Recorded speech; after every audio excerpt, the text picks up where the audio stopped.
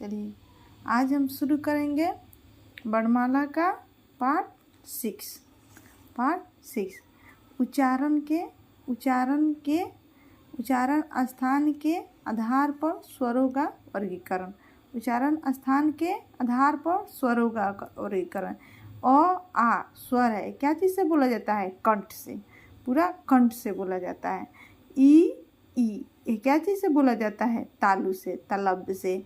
ये तालु है, ये दांत बना दिए, ये जीभ बना दिए, ये तालु है। इसी के अगल बगल से मुंह के अंदर की छत पिछला भाग होता है, उसी से बोला जाता है ई और ई, छोटी और बड़ी। मुंह के अंदर के छत के पिछला भाग होता है, उसी से बोला जाता है ई और ई। चलिए ऊ क्या चीज़ से बोला जाता है? ओठ से। ये क्या चीज़ से बोला जाता है? ओठ से। री क्या से? मूर्धा से बोला जाता है, मूर्धा से।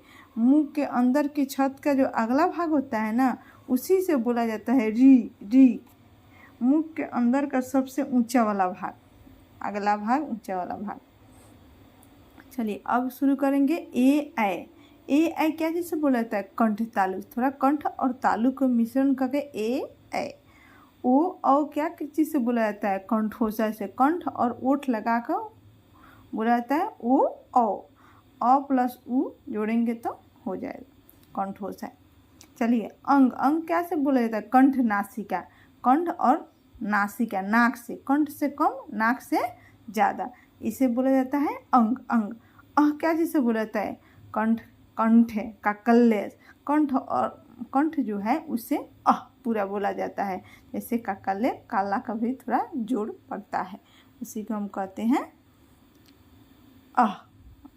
यह हो गया उच्चारण के स्थान पर